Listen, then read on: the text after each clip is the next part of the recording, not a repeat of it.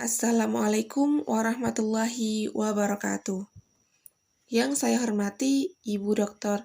Tri Astuti Haryati, Magister Agama, selaku dosen pengampu mata kuliah Filsafat Islam, serta teman-teman yang saya banggakan. Pada sore hari ini, saya Rifani Raniasati, NIM 3520078, serta teman saya Tiara Tito Palupi, NIM 3520074, kami akan memaparkan materi mengenai pemikiran filsafat Ibnu Bajjah. Namun, sebelum masuk ke pemikiran filsafat Ibnu Bajjah, alangkah baiknya kalau kita mengenal siapa Ibnu Bajjah. Latar belakang kehidupan Ibnu Bajjah. Ibnu Bajjah memiliki nama lengkap Abu Bakar Muhammad ibn Yahya al-Said. Terlahir di kota Sargosa pada abad 11 Masehi atau 5 Hijriah. Ibnu Bajjah pernah menjadi pejabat tinggi di pemerintahan Gubernur Saragossa. Lalu, Ibnu Bajjah juga pernah menjadi tabib. Ibnu Bajjah meninggal karena diracuni pada bulan Ramadan 533 Hijriah atau 1138 Masehi. Pemikiran etika Ibnu Bajjah. Menurut Ibnu Bajjah, sesuatu yang dilakukan manusia digolongkan menjadi dua, yaitu tindakan hewani dan tindakan manusiawi.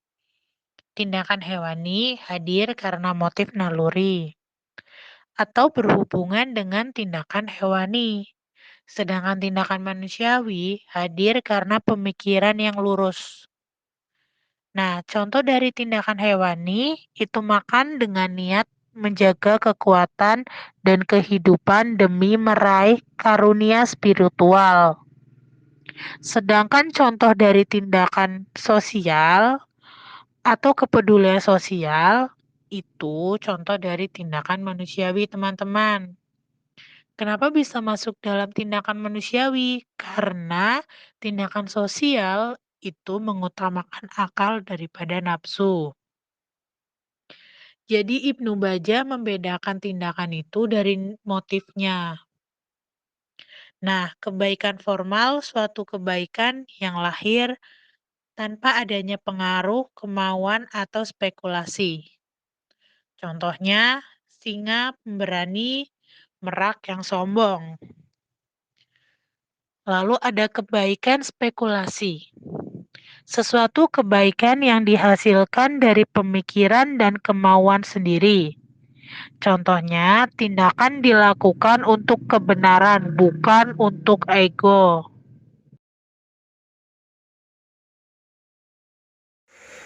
Pemikiran insan mutawahid Ibnu Bajjah.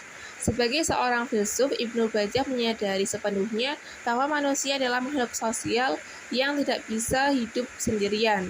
Dia menyadari kesendirian itu buruk. Seorang filsuf tidak dapat meraih kesempurnaan lewat aktivitas menyendiri.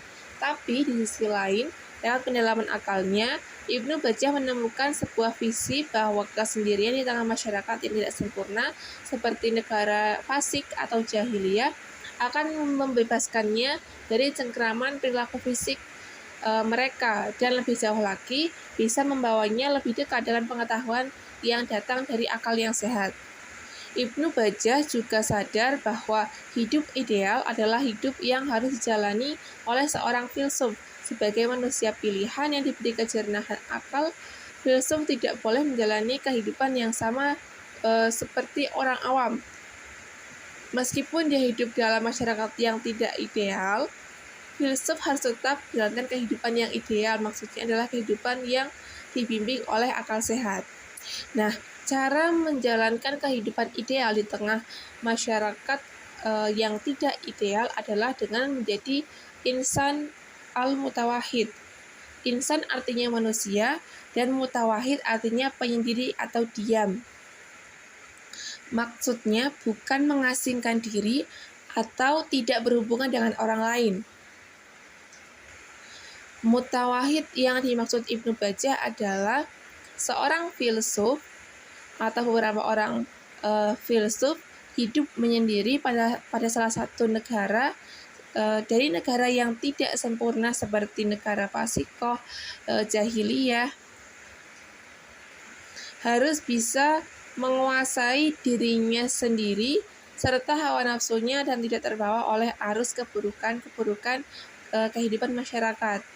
Jadi bukan menjauhi manusia, melainkan tetap juga berhubungan dengan masyarakatnya. Islam masuk ke Andalusia atau Spanyol pada sekitar awal abad ke-8 Masehi. Salah satu tokoh sejarah filsafat Islam di Andalusia adalah Ibnu Bajjah. Mengenai pemikiran etika, menurut Ibnu Bajjah, manusia digolongkan menjadi dua golongan, yakni tindakan hewani dan tindakan manusiawi. Sedangkan mengenai pemikiran insan mutawahid, apabila manusia atau seorang filsuf sedang berada di masyarakat yang tidak ideal dan ingin hidup secara ideal, maka ia bisa menggunakan insan mutawahid atau bisa menguasai dirinya serta hawa nafsunya dan tidak terbawa oleh arus keburukan kehidupan masyarakat. Sekian presentasi dari kami. Terima kasih. Mohon maaf apabila ada kesalahan.